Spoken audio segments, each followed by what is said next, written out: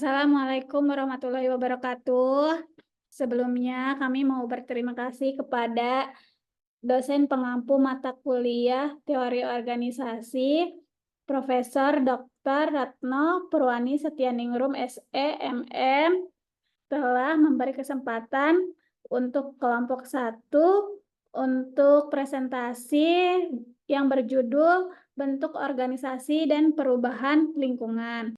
Adapun anggota dari kelompok 1 yaitu Nika Aprilia, Kamila Tunisa, Muhammad Endriyatna Munandar, Vina Pratiwi, Dinda Nurhatini, dan Dea Patmasari. Baik, langsung saja ke materi. Yang pertama ada pengertian dari lingkungan organisasi. Jadi, lingkungan organisasi yaitu salah satu faktor yang berinteraksi dan dapat mempengaruhi sebuah organisasi, serta juga dapat dipengaruhi oleh perilaku yang terjadi di dalam organisasi itu sendiri, serta akan mempengaruhi dan berdampak pada operasi perusahaan atau organisasi. Menurut Chris Nandi dan kawan-kawan, 2019 halaman 31. Nah, jadi dalam studi kasus transformasi organisasi di perusahaan teknologi, contoh studi kasusnya yaitu misalnya perusahaan XYZ adalah sebuah perusahaan teknologi global yang berbasis di Silicon Valley yang didirikan pada tahun 2000. Nah, perusahaan ini awalnya mengadopsi struktur hierarki tradisional dengan CEO di puncak, lalu diikuti oleh beberapa lapisan manajerial. Selama bertahun-tahun, PT XYZ berhasil menjadi pemimpin di pasar dalam pengembangan perangkat lunak bisnis. Nah, lalu perubahan lingkungan pada tahun 2015, industri teknologi mengalami perubahan besar. Jadi mereka melakukan inovasi teknologi baru seperti kecerdasan buatan AI, mulai mendominasi pasar. Selain itu, persaingan startup yang lincah dan inovatif. Lalu perubahan ini memaksa PT XYZ untuk meninjau kembali struktur dan strategi organisasi mereka. Nah, lalu apa tindakan yang diambil oleh PT XYZ? Nah, jadi mereka untuk beradaptasi itu melakukan perubahan lingkungan. Seperti PT XYZ itu melakukan transformasi besar-besaran. Lalu restrukturisasi organisasi. Nah, jadi PT XYZ mengubah struktur hierarkinya menjadi struktur matriks yang lebih fleksibel. Jadi, perusahaan memungkinkan kolaborasi lintas departemen yang lebih baik dan respon yang lebih cepat terhadap perubahan pasar. Nah, lalu di dalam investasi dalam teknologinya yaitu PT XYZ melakukan alokasi sumber daya untuk serta mengakuisisi beberapa startup yang ahli di bidangnya.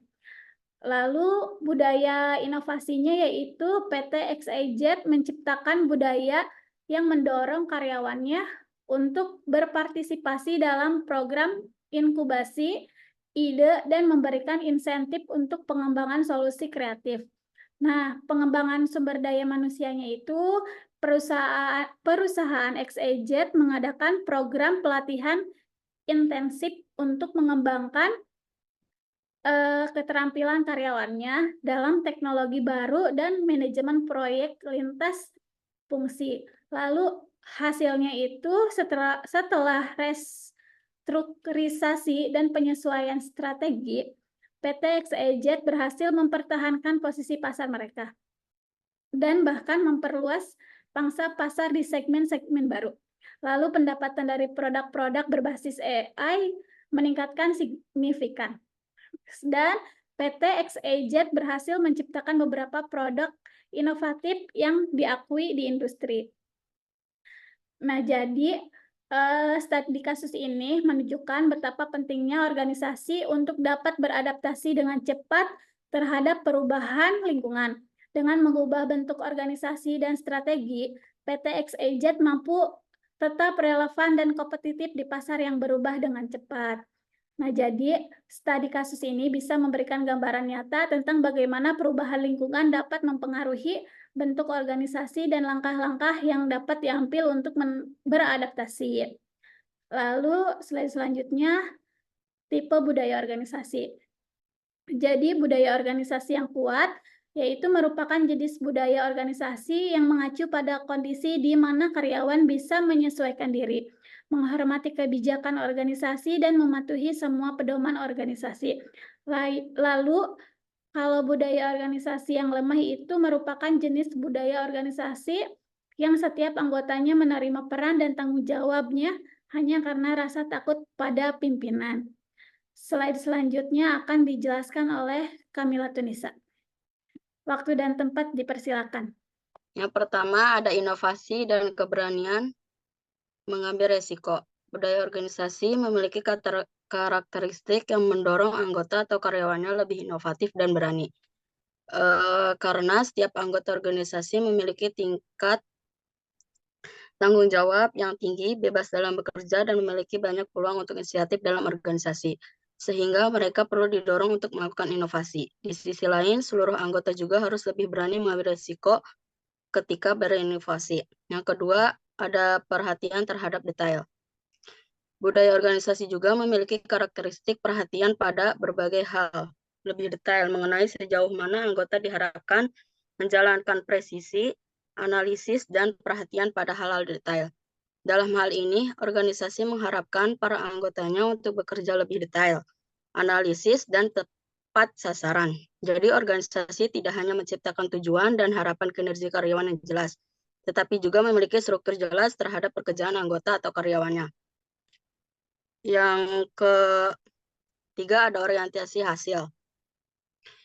Budaya organisasi juga memiliki karakteristik yang lebih fokus pada hasil daripada teknik. Dan proses untuk mencapai hasil tersebut, perusahaan atau organisasi lebih berorientasi pada hasil atau pencapaian target karyawannya. Orientasi pada hasil adalah kemampuan mempertahankan komitmen pribadi yang tinggi untuk menyelesaikan tugas, bisa diandalkan, bertanggung jawab, dan mampu mengidentifikasi risiko secara sistematis. Sehingga perlu memahami hubungan antara perencanaan dan hasil untuk mencapai keberhasilan organisasi. Yang keempat ada orientasi orang. Karakteristik budaya organisasi lainnya adalah organisasi yang memberikan fokus terbesar pada anggota atau karyawannya, karena anggota organisasi atau karyawan perusahaan adalah aset terbesarnya. Orientasi adalah suatu proses atau upaya seorang atau kelompok dalam memahami keadaan di sekitarnya. Selanjutnya ada orientasi tim. Orientasi tim bisa diartikan sebagai kegiatan kerja yang diorganisasikan sekitar anggota organisasi. Tidak hanya pada individu untuk mendukung kerjasama, pemimpin organisasi bisa memberikan dukungan berupa komunikasi yang jelas, sikap ramah, motivasi, dan bimbingan kepada semua anggota organisasi. Yang keenam ada agresivitas. Dalam budaya organisasi, agresivitas adalah suatu kondisi di mana setiap anggotanya cenderung lebih kompetitif dan agresif. Karakteristik budaya organisasi ini juga bisa diartikan sebagai adanya toleransi konflik. Budaya organisasi yang kuat akan mampu menyelesaikan permasalahan atau konflik internal dengan baik, sebab organisasi tersebut memiliki toleransi terhadap konflik yang sangat tinggi. Yang terakhir ada stabilitas. Budaya organisasi harus memiliki karakteristik stabilitas yang mana kegiatan-kegiatan organisasi lebih fokus dalam mempertahankan status quo sebagai lawan dari perkembangan. Baik, terima kasih. Saya kembalikan kepada moderator. Baik, terima kasih Kak Kamila Tunisa. Slide selanjutnya akan dijelaskan oleh Vina Pratiwi. Waktu dan tempat dipersilahkan.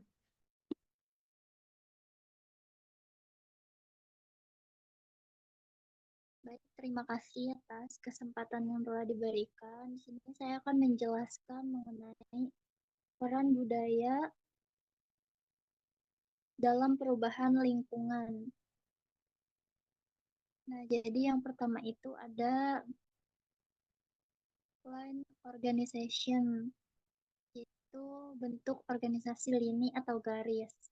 Jadi bentuk organisasi lini atau garis adalah jenis organisasi yang memiliki garis wewenang atau kekuasaan secara vertikal dari atasan ke bawahan. Biasanya diterapkan oleh organisasi kecil dengan jumlah pegawai yang masih sedikit dan pemilik menjadi pemimpin organisasinya. Yang kedua yaitu bentuk organisasi lini dan staff. Line and staff organization. Bentuk organisasi ini merupakan jenis organisasi yang mempertahankan garis komando dan pelimpahan wewenang dari pucuk pimpinan tingkat vertikal ke pimpinan di bawahnya. Jadi, pucuk pimpinan tetap memiliki wewenang untuk menentukan keputusan, kebijakan, serta merealisasikannya. Yang ketiga, yaitu bentuk organisasi fungsional. Bentuk organisasi ini tidak terlalu menekankan hubungan hierarki secara struktural. Bentuk organisasi ini lebih berfokus pada sifat dan jenis fungsi yang dijalankan para anggotanya. Maka dari itu, dalam organisasi fungsional terlihat jelas adanya pembagian tugas yang tegas. Yang keempat yaitu bentuk organisasi lini dan fungsional. Melansir dari buku Teori Organisasi pada tahun 2020, karya Bonaventura Agustri Harjono dan kawan-kawan, bentuk organisasi lini dan fungsional menggabungkan bentuk organisasi besar dengan jumlah karyawan yang banyak. Jadi pimpinan tertinggi itu akan melimpahkan wewenang kepada tiap unit. Pimpinan tertinggi juga memberi wewenang kepada pejabat fungsional untuk melaksanakan bidang pekerjaan operasionalnya. Yang terakhir yaitu bentuk organisasi komite. Bentuk organisasi ini masing-masing anggotanya mempunyai wewenang yang sama dan pimpinan yang sifatnya kolektif. Organisasi ini mengutamakan pimpinan kolektif. Organisasi ini juga mengutamakan pimpinan kolektif presidium. Bentuk organisasi ini diterapkan secara formal ataupun informal. Organisasi komite memiliki pembagian tugas yang jelas. Tiap anggotanya mempunyai wewenang yang sama besarnya. Tugas pimpinan dilaksanakan secara kolektif, begitu pula dengan tanggung jawabnya. Nah, untuk keputusannya akan diputuskan secara bersama-sama.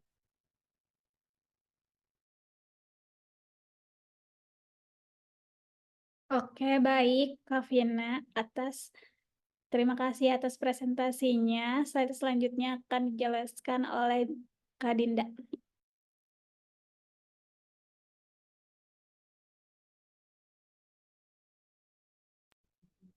Terima kasih, moderator. Di sini apakah ada tantangan dalam perubahan budaya organisasi? Wilkes dan Bristow tahun 1987 mengemukakan adanya perubahan budaya organisasi serta tantangan-tantangan yang ada. Perubahan budaya organisasi juga terjadi karena adanya keinginan untuk merespon keinginan pelanggan dan merupakan usaha melakukan promosi dari dalam. Tetapi seringkali terjadi usaha-usaha mengubah budaya tersebut tidak menghasilkan perubahan yang signifikan. Hal ini dapat disebabkan karena orang-orang yang mempunyai kesuksesan di masa lalu mempunyai resistensi yang kuat terhadap rencana perubahan budaya. Tantangan lain dalam mengubah budaya organisasi adalah imperfect imitability, kondisi di mana perusahaan tidak memahami secara menyeluruh mengenai sebab-sebab suatu perusahaan mengalami kesuksesan, dan seringkali mengabaikan faktor-faktor yang bersifat laten dan sulit diakses oleh outsider. Faktor-faktor yang bersifat laten tersebut dapat dibentuk skill atau knowledge yang telah meresap dalam memori dan kebiasaan mereka yang tidak dapat diobservasi dan sulit untuk ditiru. Next.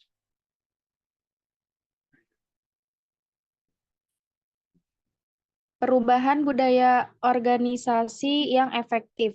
Dalam mengubah budaya organisasi, perubahan tidak dapat hanya mengubah permukaannya saja, misalnya hanya dengan memberikan image baru, memunculkan filosofi-filosofi atau keyakinan-keyakinan baru, dan mengenalkan pola hubungan kerja baru.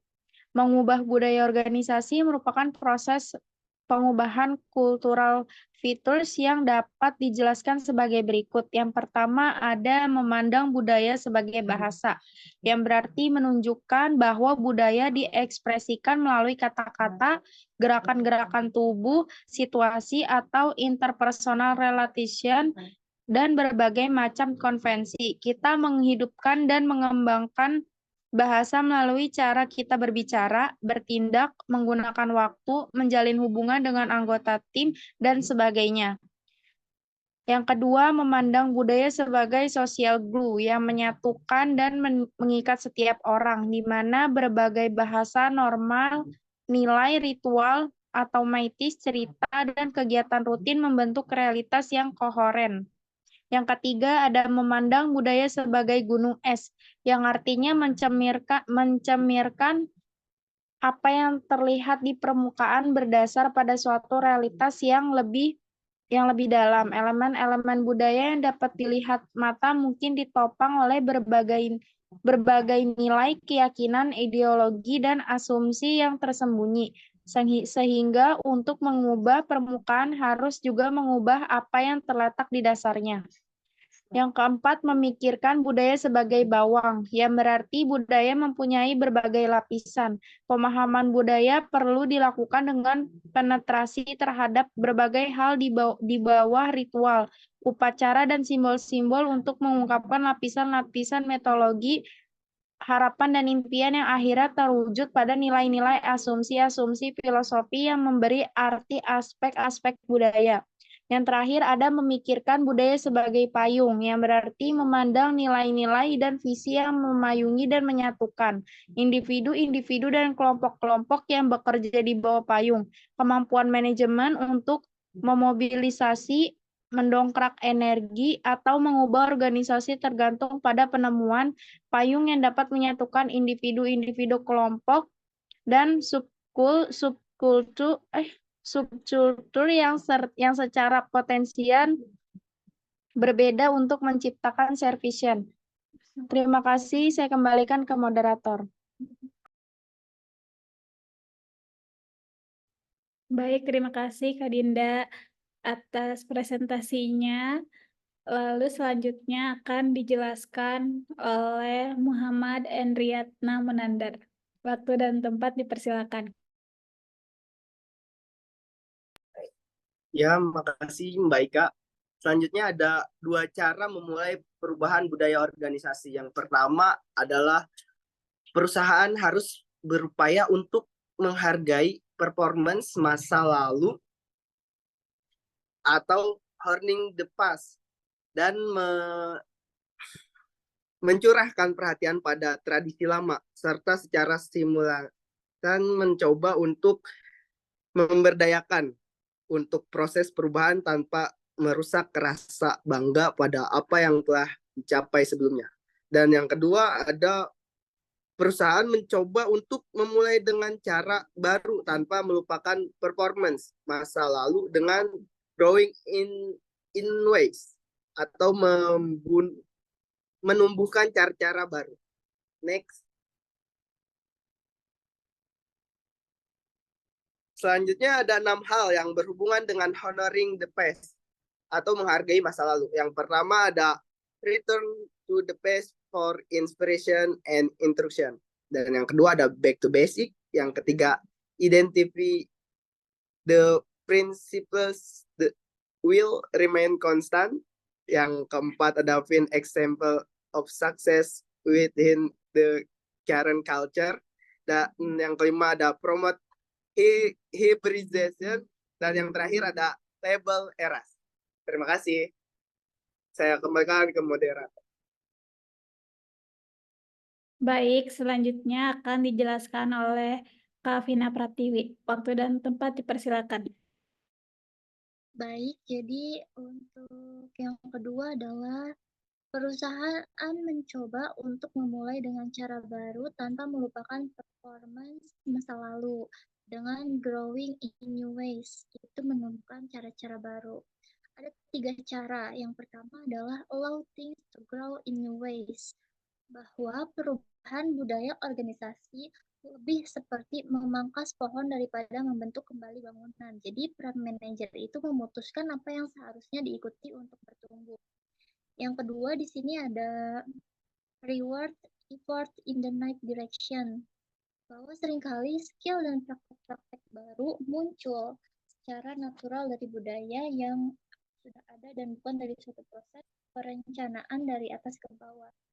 Jadi hal ini tuh muncul karena inisiatif karyawan. Jadi manajer itu memberikan penghargaan atas inisiatif tersebut. Yang ketiga yaitu eksperimen. Usaha perencanaan perubahan budaya dalam organisasi dilakukan melalui eksperimen. Caranya dengan belajar tentang sesuatu yang saat ini belum diketahui dan mencoba untuk merealisasikannya melalui suatu proses yang tidak tiba-tiba, tetapi proses tersebut bersifat incremental. Nah, saya kembalikan kepada moderator. Baik, terima kasih Kak Vina.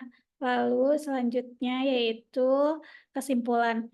Nah, jadi berbagai perubahan lingkungan membawa pengaruh pada perubahan budaya organisasi. Eksekusi perubahan strategik berarti pendefinisian kembali budaya organisasi. Nah, untuk membuat nilai-nilai yang dominan lebih konsisten dengan visi strategik baru. Peran budaya dalam merespon adanya perubahan lingkungan juga didukung oleh kapabilitas organisasi. Lalu perubahan budaya organisasi memang tidak mudah untuk dilakukan. Ada tantangan-tantangan yang harus dihadapi. Nah, jadi perubahan budaya sangat membutuhkan peran aktif pemimpin dan dimulai dari manajemen puncak. Lalu budaya baru perlu didukung dan kongruen dengan berbagai praktik manajemen sumber daya manusia, keterlibatan dan partisipasi karyawan.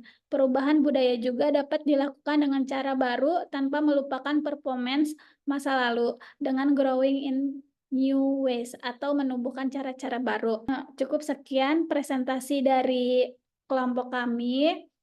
Kurang lebihnya mohon maaf. Wassalamualaikum warahmatullahi wabarakatuh.